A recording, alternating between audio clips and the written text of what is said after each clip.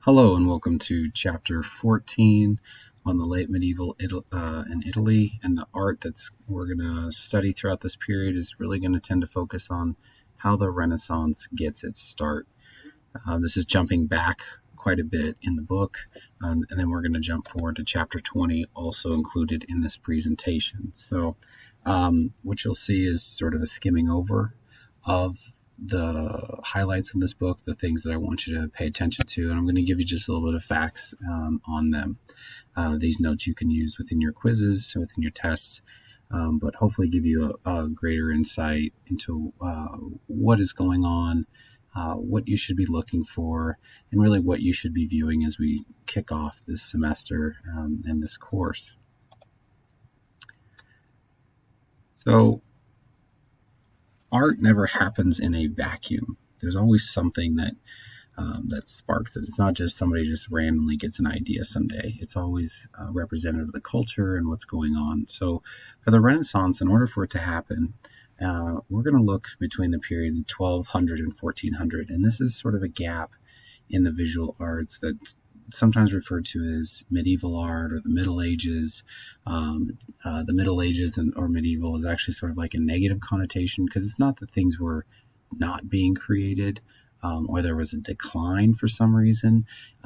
Things were always being created. It's just that there was a different sort of push in humanity at that time for what it was that they deemed important. So don't get caught up in the idea that nobody was reading and stuff. Yes, education wasn't the forefront as much, but it wasn't that we were declining.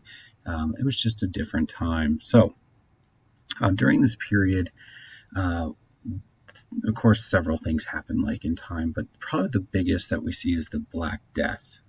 The Black Death started in the late 1340s. It was brought over by rats. It's the fleas on rats. And so that bite from the flea causes severe blistering and death quite quickly, actually, but in a very horrific way. So in the late 1340s, this comes over across from China and really sweeps through Europe.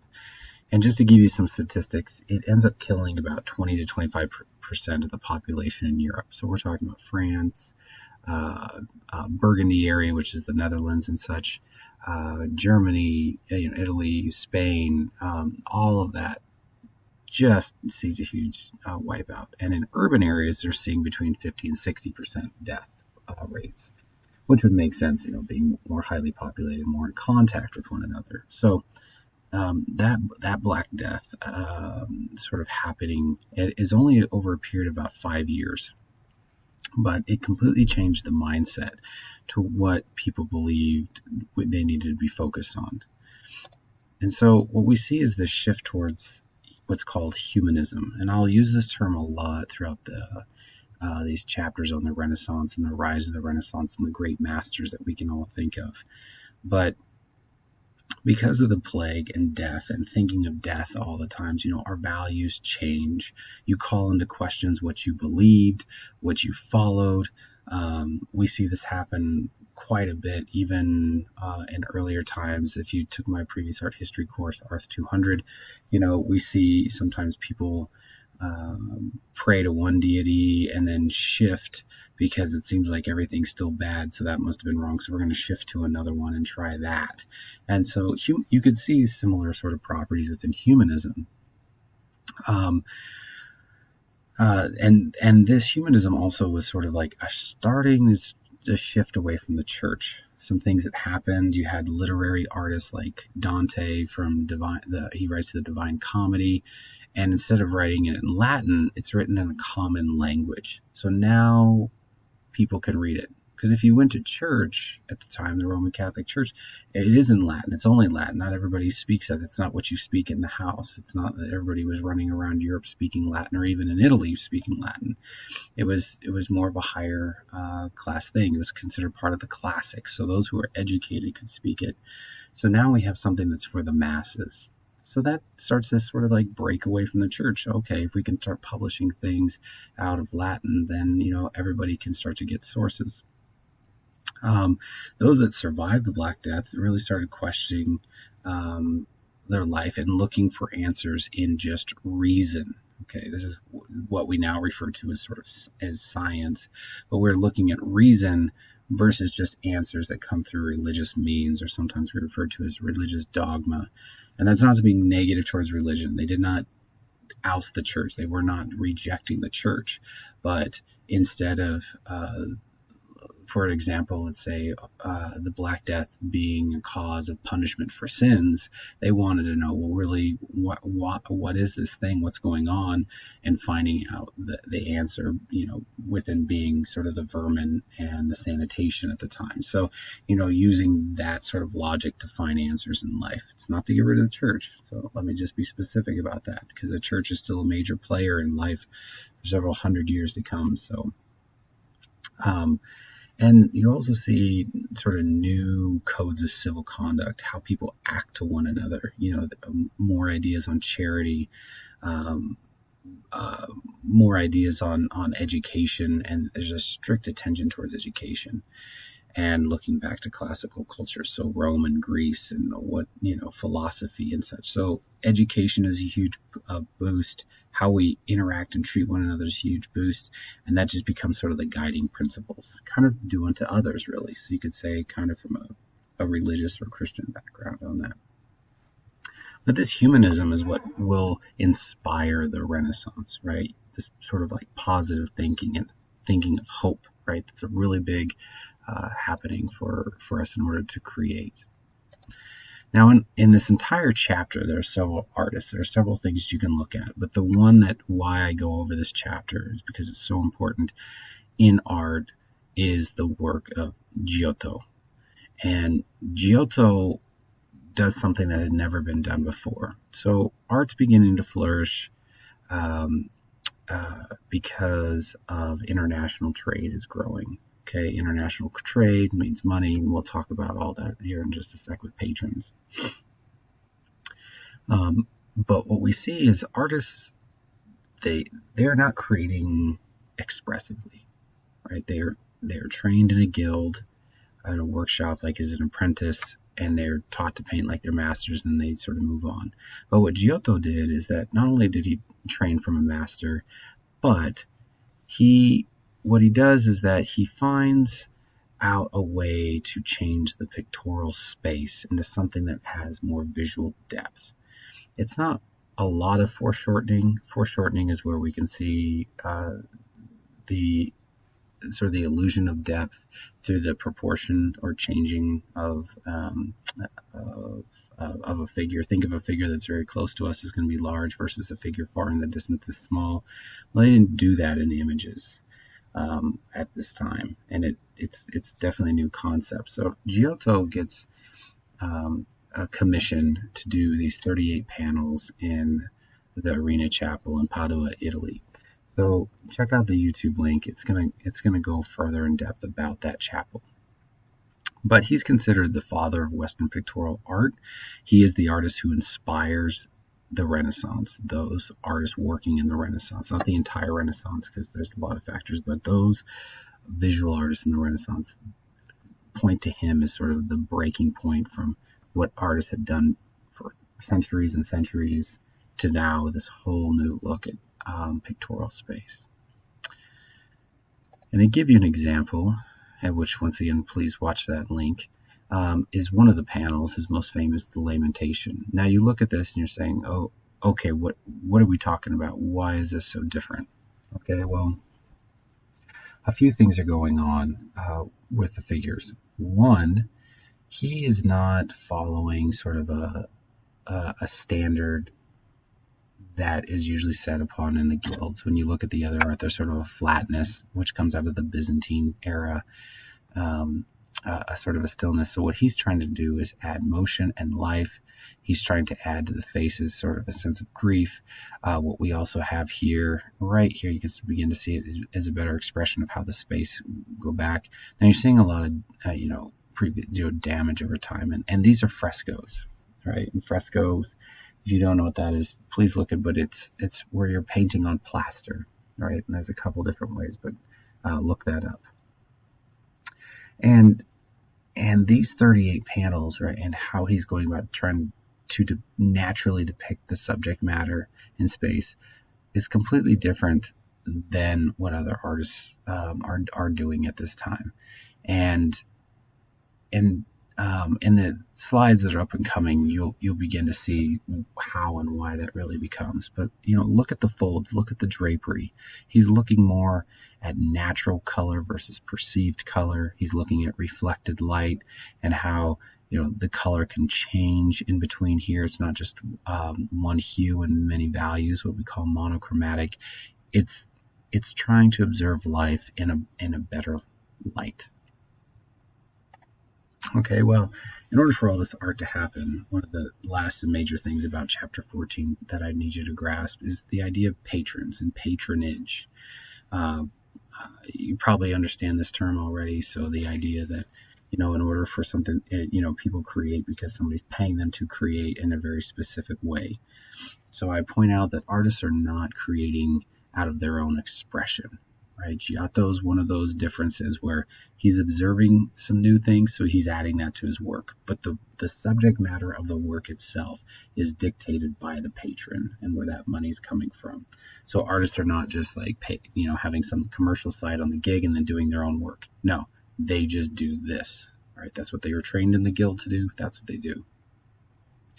And some of the biggest patrons are the Vatican, other monastic orders, religious orders, guilds. These can be artist guilds sometimes, paying for something to be done.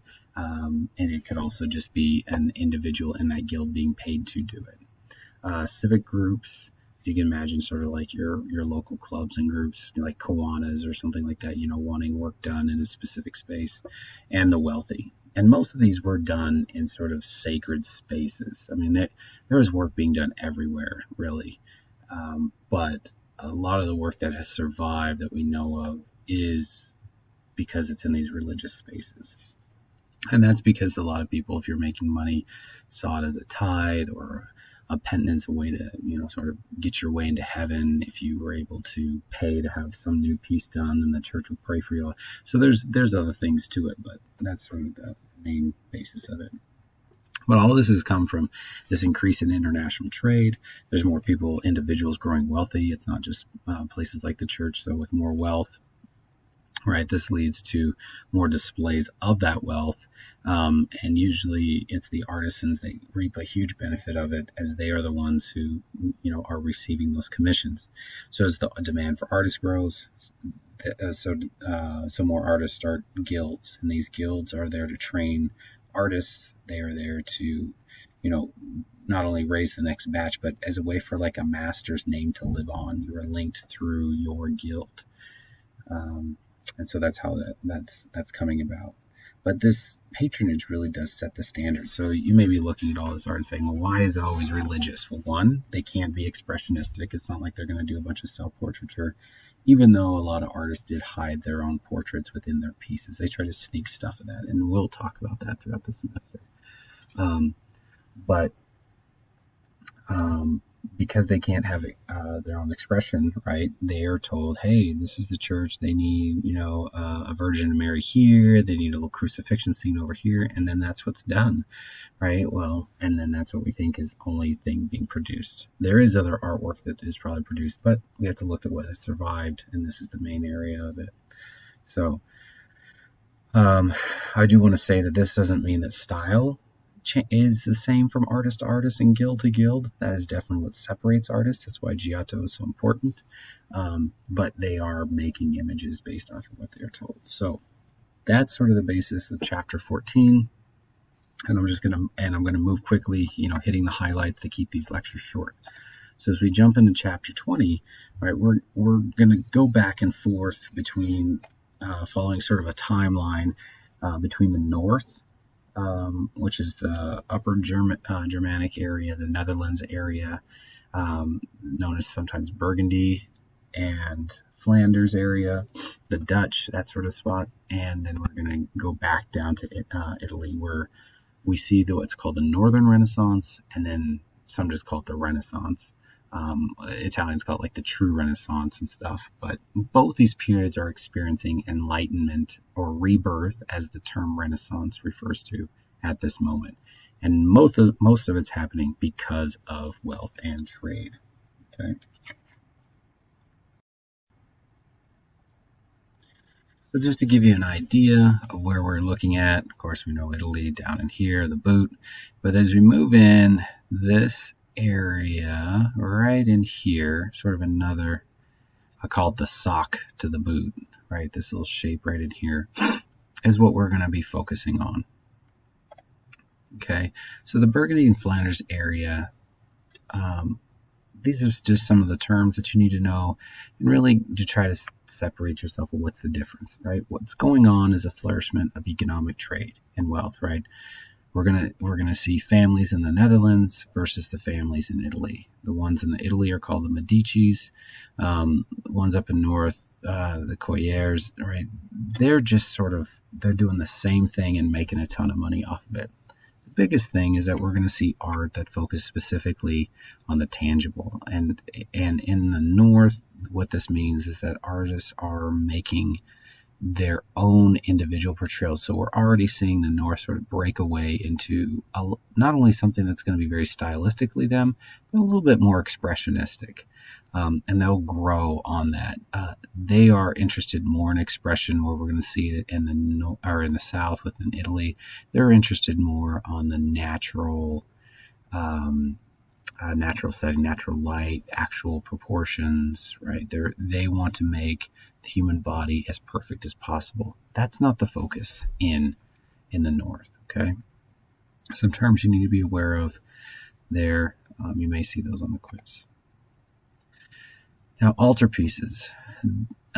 Many forms of art will come around. Like when I talk about form, what I mean is that, you can think of a drawing on a piece of paper or canvas mounted. Well, altarpieces were very popular forms of commissions. They were done sometimes for households, a lot of times for churches, and it's this idea that by creating this painting and putting it in a place, you've created a space to meditate on while you pray. So this would be at the head of an altar, and you'd be able to look and see the scene, and usually within the scene there would be some sort of lesson or something that hopefully would overtake you, so that way when you pray, right, there's sort of an emotional response from that.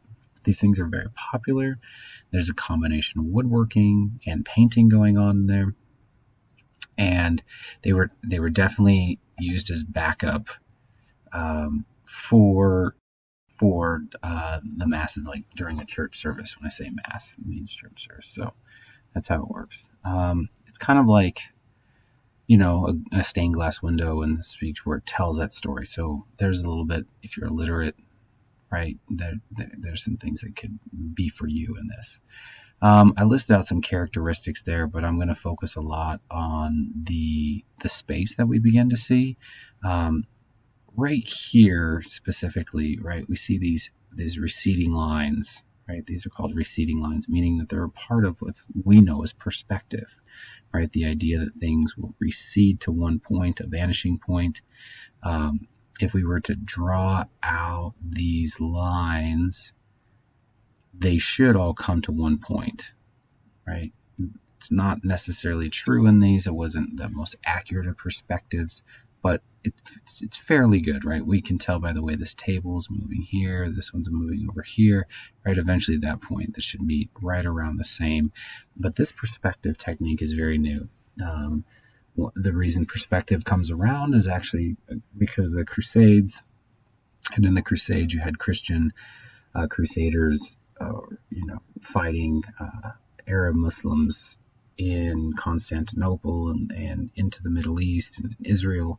And with this, there's an exchange of goods, forcefully exchange of goods and ideas.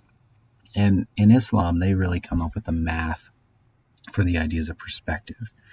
But in Islam, you cannot traditionally depict human beings. It's more about floral decorations and geometric designs. So while they had it, they couldn't use it.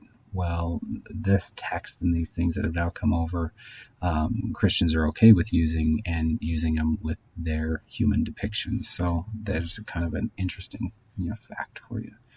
But what the North really do is symbolism, right? So we have a great illusion of space going on. We see sort of more of an accurate, or a place where, we can accurately say, okay, that's inside a room or that's outside. It doesn't necessarily make sense right here. And all of a sudden, oh, there's a door. They must be looking in, and then Joseph's just chilling in the back carving some wood. But everything here is very symbolic. It stands for meaning. The candlestick, for example, will give a meaning. The single kettle or the cloth, right?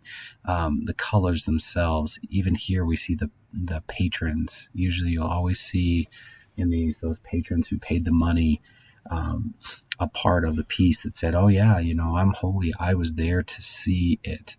I was there to witness it, and so therefore I am, going to heaven." There's a lot of sort of ideas behind it. Sometimes you'll see like a duke, a cardinal, or a pope or somebody else included in the painting, whatever the patron. But the patron's usually in there just to also say like, hey, I paid for this. But here, we see one candle, but then the other one's snuffed out, right? Lots and lots of symbolism go through. So these are very interesting pieces to research on their own. But moving forward, what also makes this sort of interesting that we disregard is that these are some of the very first oil paintings. Traditionally, we have frescoes. So a lot of work was done in frescoes, and even what we saw with Giotto, those are all frescoes. And so that means that there has to be plaster applied to a wall, and then it is either, while it's wet, painted into, or sometimes the plaster is allowed to dry and then it's painted on. But there's not a whole lot of versatility in mediums. But as trade increases and there's new goods and there's sort of new manufacturing, right, all this starts to feed one another, and we get oil paints. The advantage of oil paints is that you get very rich colors. You get more time to work on a piece without it drying. It's easier to store. It's easier to transport. It can be done indoors and outdoors, but it was usually primarily done indoors. And this allows artists to work longer in their studios. And now we see artists be able to put in the time in order to make things seem more realistic or more detailed, because the medium allows them to. So I just threw this in. There's some interesting sources here for pigments. So the color that would have been used, and really lots of things were tried, even down to here where mummies were crushed up to make it brown, and you crush them in a mortar and pestle, then you start adding in a boiled linseed oil. So it's not just like canola oil or something that's really thin. This is thick stuff, and you mix that together. And if you started in a painting guild, this is probably what you'd be doing for 5 years or so, with learning how to mix paint and getting it proper. Because once you know how to do that, then you can start applying it. So that's sort of the idea or ideology about it. Another medium that's also come about, that still is before oils and it's helped, is tempera paint. So if you don't know what tempera paint is, that's where instead of using oil as the binder between the pigment and what will then be the surface, they used egg yolk. So what you would do is separate the white, so you'd be able to save the white and I guess go cook with that. But you just need this yellow yolk, and you can make a cut into it, drain all that yolk into a container, add in your pigment, and mix it together. Now, this does dry fast, but it, as you know, if anybody's tried to scrub old egg off of a pan, right, it dries hard. It's kind of archival in ways, and it locks in that color, so it can't be oxidized. And so tempera paint actually lasts longer over time if kept correctly. So just sort of another little quick history lesson. So traditionally things are done on wood panels, right? So just to let you know, we're not to canvas yet, and so we're seeing wood panels being painted on by either tempera or oil paints. All right, I list out there the types and the areas just because it's kind of interesting, but hardwoods needed to be used because they needed to last, right? You're going to be transporting them. You don't want the stuff to warp.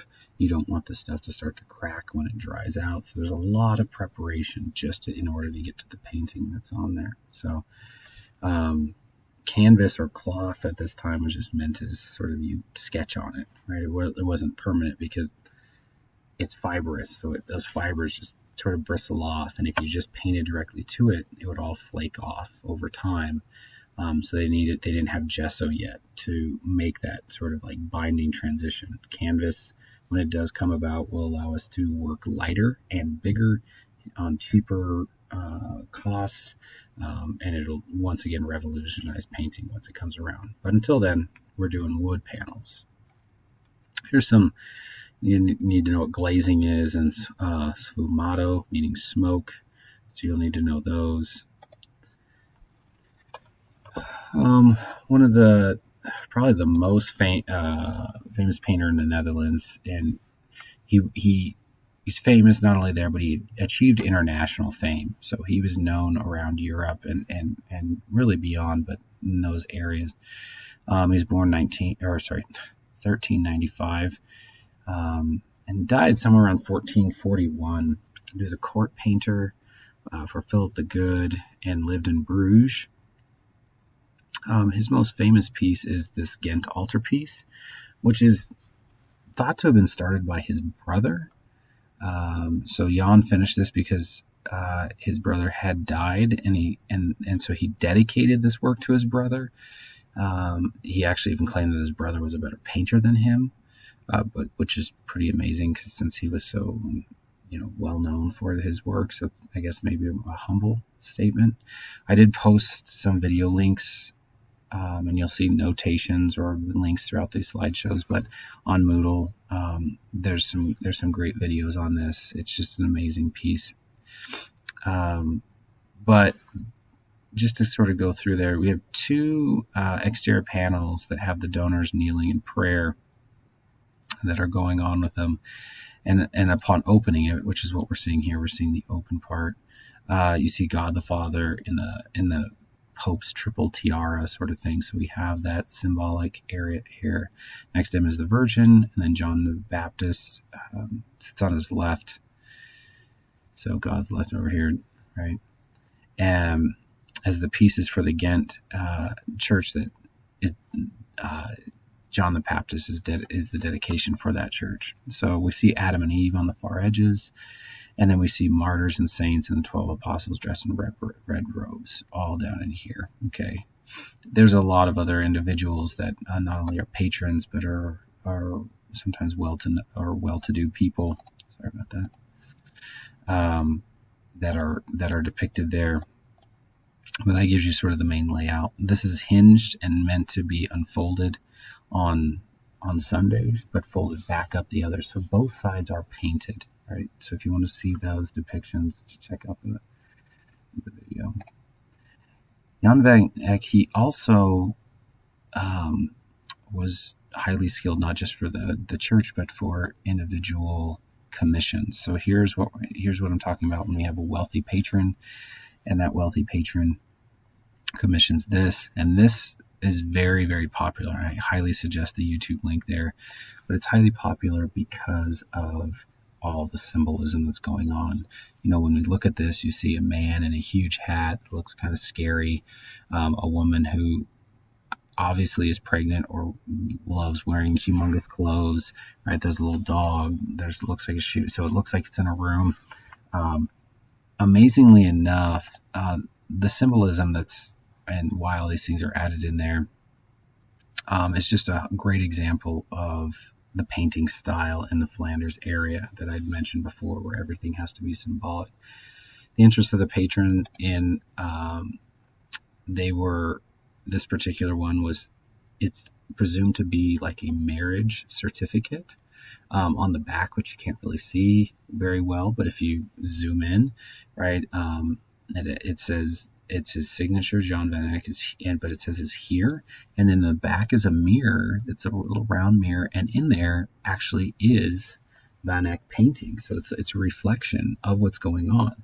So some people believe, because of all this truthfulness, accuracy, that this is acting as a marriage document. Some say, right? There's still skepticism back and forth. There's always debates on art and stuff, but he wasn't as focused as rendering the accuracy of the human form or the likenesses or flesh tones, but we do believe that this one is fairly accurate into those individuals being there because of this idea of documentation. But we have a little dog down here, which is at the time a symbol of marital fidelity. We have the shoes taken off because it's this idea of sacred or holy ground. Up here, we have only one candle amongst all of them, and that's sort of represent the all-seeing eye of like God. She supposedly isn't pregnant, but this idea that could, that she's fertile, right, which should secure the marriage. And here we have maybe the bedchamber and such. And so there's more into the colors and such, but that's sort of the breakdown. It's really sort of an interesting, weird, sort of creepy painting in some regards, but pretty cool to dive into. And another example of his work, right, is self-portrait, that some believe are self-portrait, but it is labeled just man in red turban because we don't exactly know, but it is presumed that this is a self-portrait, right? It sort of gives you the breadth of his work and what this artist is doing and sort of a symbol at the time. Other artists, though, another depiction. This is sort of another altarpiece format.